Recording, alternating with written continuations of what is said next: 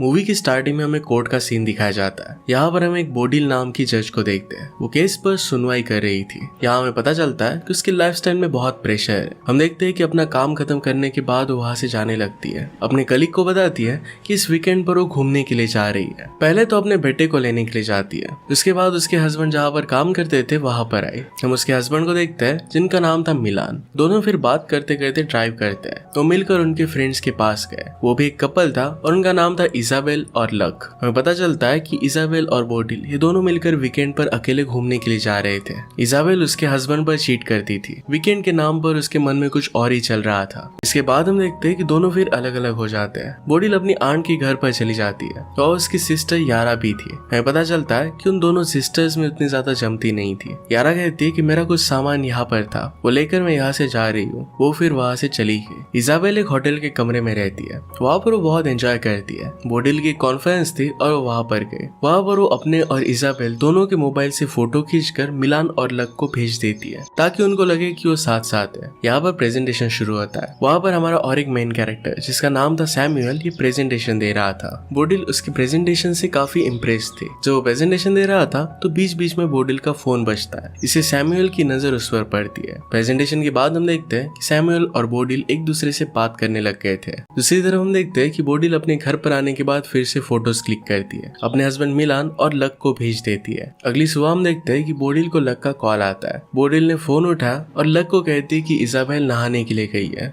Luck उससे कहता है कि उसका पैर टूट गया है। वो चाहता था कि इजाबेल जल्दी से घर पर आ जाए, उसका ख्याल रखे। उसने उसकी प्लेन की टिकट भी बुक कर दिए थे। बोडिल फिर इजाबेल को कॉल करती है। एक्चुअल में इजाबेल के पास और एक फोन था जिसका नंबर सिर्फ बोडिल के पास था। बोडिल उसे बता देती है कि तुम्हारे हस्बैंड के पैर पर चोट लग गई है, जल्दी से घर के लिए निकलो। इजाबेल उससे कहती है कि मेरा फोन तुम्हारे पास है, तुम्हारे घर आकर मैं उसे लेकर जाऊंगी। बोडिल कहती है कि मेरे पास कोई और प्लान है, लेकिन घर पर तुम्हारा फोन मैं टेबल पर छोड़ दूंगी। इसके बाद बोडिल जब अपने घर पर आती है तो देखती है तो वहाँ पर बहुत सारा खून गिरा हुआ था। घर का सारा सामान बिखरा हुआ है। वहाँ पर वो इजाबेल की बैग देखती है तो काफी डर जाती है। डायरेक्टली पुलिस को कॉल करती है। जब पुलिस आते हैं तो बोडिल के साथ पूछताछ करने लगते हैं। बोडिल झूठ कहती है कि इजाबेल और वो साथ में ही थे, लेकिन कुछ काम से वो बाहर चली गई थी। जैसे ही घर पर आए तो ये सब देखा। पुलिस यहाँ से ब्लड सैंपल वगैरह इकट्ठा कर चले जाते हैं। शाम को मिलान और लक आ जाते हैं। अगले दिन जब पुलिस आए तो सबको बताते हैं कि हमने ब्लड सैंपल की जांच की थी। हमें पता चला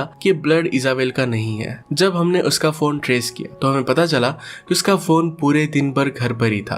यहाँ पर बोडिल कहती है कि हम दोनों का फोन एक ही जगह पर था। मैं अपने फ्रेंड सैमुअल के साथ घूमने के लिए गई थी। आप अगर चाहो तो उससे पूछ सकते हो। इस सब में मेरा कुछ हाथ नहीं है। यहाँ पर अभी भी बोडिल ने सच्चाई बताई नहीं थी। थोड़ी देर बाद अपने हस्बैंड को सच्चाई बता देती है कि इजाबेल होटल में रुकी थी। अगले दिन बोडिल को कॉल आता है और वो सब लोग पुलिस स्टेशन पहुंच जाते हैं। पुलिस उन्हें बताती है कि उन्हें कातिल का फोन मिला है। उसके फोन में एक फोटो थी, इसमें इजाबेल की डेड बॉडी है। डेड बॉडी को देखकर ऐसा लगता है कि किसी ने उसके गले पर एक वायर लगाकर उसे मार दिया हो। अगले दिन पुलिस बोडिल को कहती है कि हमने सैमुअल से बात की थी और उसने आपको पहचानने से मना कर दिया है। इससे पुलिस का बोडिल के खिलाफ शक और भी गहरा होने लगता है। सब सुनकर बोडिल बहुत ही ज्यादा परेशान हो जाती है और अंदर से टूट जाती है। नेक्स्ट हम देखते हैं कि बोडिल के घर पर एक कुरियर आता है। इसके अंदर एक बुक थी। ये बुक लक ने लिखी हुई थी। यहाँ पर बोडिल बहुत परेशान थी और इस बुक को नहीं पढ़ती। ये किताब छोड़कर वो चली जाती है। जब रात में सब लोग मिलकर डिनर कर रहे थे तो यहाँ पर लक भी था। अपनी पुरानी बातों को याद कर रहा था। इजाबेल ने उसे जो मैसेज किए थे ये वो दिखा रहा था। वो बहुत ही ज्यादा दुखी था। यहाँ बोडिल उसे सारी सच्चाई बता देती है कि इजाबेल उसके साथ नहीं थी, वो अलग अलग होटल में रह रहे थे। अगले सीन में हम देखते हैं कि बोडिल ने न्यू लॉयर हायर किया था। वो लॉयर को सारी सच्चाई बता देती है। वहाँ पर लॉयर उसे कहता है, देखो अगर तुमने अपना बयान बदला तो पुलिस तुम पर ही शक करेगी और झूठी गवाही देने के केस में तुम्हें जेल में डाल देगी। पर इस बार बोडिल ने डिसाइड कर लिया था कि पुलिस को सब कुछ सच सच वो बता देगी और ऐसा ही करती है। पुलिस ऑफिसर ये सुनकर काफी गुस्सा हो जाती है। पुलिस उसे कहती है कि हमारा सारा शक अब तुम पर ही है। क्या तुम्हें पता है कि अपना बयान बदलना कानूनी जुर्म है? बोडिल कहती है कि मैंने जो भी कहा ये सब कुछ सच है। रात को जब बोडिल सो रही थी तो वहां पर लक आ जाता है। उसे कहता है कि तुम अफेयर करती हो और खुद के जुर्म छुपाने के लिए मेरी वाइफ को बदनाम कर रही हो। लक बहुत ही दुखी था। वो कहता है कि मैं मेरी वाइफ से बहुत प्यार करता था और उसकी जाने की वजह सिर्फ तुम हो। बोडिल बहुत डर जाती है लेकिन मिलान उसे लेकर जाता है। वो उसे कहता है कि लक अपनी सही हालत में नहीं है, वो बहुत ज्यादा दुखी है, वो जो भी कह रहा है इसे दिल पर मत लेना, वो धीरे धीरे ठीक हो जाएगा। नेक्स्ट सीन में हम देखते हैं कि बोडिल लक से मिलने के लिए जाती है। उसकी दिमागी हालत अब सही नहीं लग रही थी। उसे समझाने की वो कोशिश करती है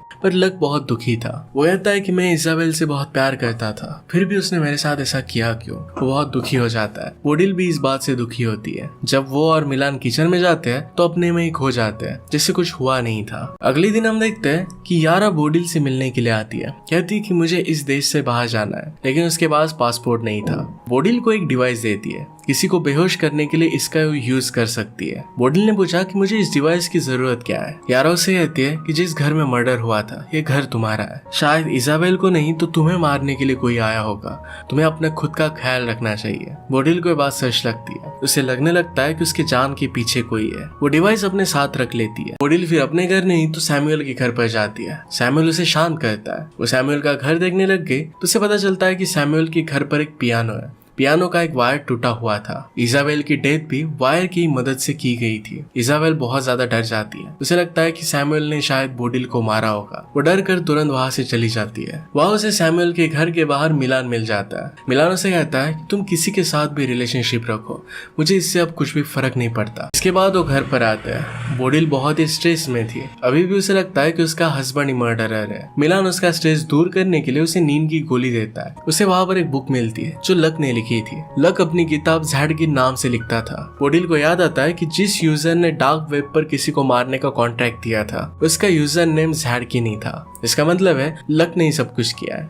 तभी वहां पर लक आ गया। वो बोडिल से कहता है कि मेरी बीवी की जगह पर तुम वहां पर होनी चाहिए थी। जो भी हुआ उसकी जिम्मेदार सिर्फ तुम ही हो। मैं तुम्हें नहीं छोड़ूंगा। लक उसे मारना चाहता था। बोडिल मौका देखकर वहां से भाग जाती है। लक उसका पीछा करने लगता है। बोडिल भागते भागते समुद्र के किनारे भागने की कोशिश करती है। लक को तैरना नहीं आता था, फिर भी वो पानी में डुबकी लगा देता है। इसका फायदा बोडिल उठा लेती है और पानी में डुबा डुबा कर मार देती है। जब यहाँ पर पुलिस आती है तो सब कुछ सच्चाई उन्हें बता देती है। पुलिस उसे कहती है कि जो कॉन्ट्रैक्ट किलर था वो देश छोड़कर भाग चुका है, ये सब लक ने किया था। पुलिस फिर यारा का पासपोर्ट भी बोडिल को दे देते हैं। वो बोडिल को कुछ भी चार्ज नहीं करते क्योंकि उसने ये सब सेल्फ डिफेंस में ही किया था। बोडिल लक की बुक में एक एड्रेस देखती है, वो होटल का एड्रेस था। नेक्स्ट सीन में फिर यारा को पासपोर्ट देने के लिए उसके होटल में गई। उसे पता चलता है कि यारा ने होटल छोड़ दिया है और अपने प्राइवेट एयरपोर्ट पर गई है। जैसे वो एयरपोर्ट पर जाती है तो देखती है कि यारा किसी लड़की के साथ है। वो लड़की और कोई नहीं तो इजाबेल ही थी। ये सब देखकर बोडिल बहुत कंफ्यूज हो जाती है। यारा और इजाबेल फिर मिलकर पूरी कहानी उसे बताती है। इजाबेल उसे बताती है कि एक दिन जब मैंने लक का लैपटॉप चेक किया था तो लक ने तुम्हें मारने के लिए $20,000 दिए थे। इजाबेल को डार्क नेक का कातिल अब पता चल चुका था तो उसने दुगनी कीमत देकर उस आदमी को कहा कि देश छोड़कर चले जा। उसने फिर यारा से मिलकर साजिश रची। उन्होंने जानबूझकर एक झूठी मर्डर मिस्ट्री क्रिएट की ताकि लक से वो छुटकारा पा सके। बोडिल फिर यारा को उसका पासपोर्ट दे देती है। वो प्लेन में बैठकर चली जाती है। हम देखते हैं कि बोडिल को सैमुअल का कॉल आता है। वो उसे लाइक करती ही थी तो उसी के पास चली जाती है। इसी के साथ ही मूवी एंड हो जाती है।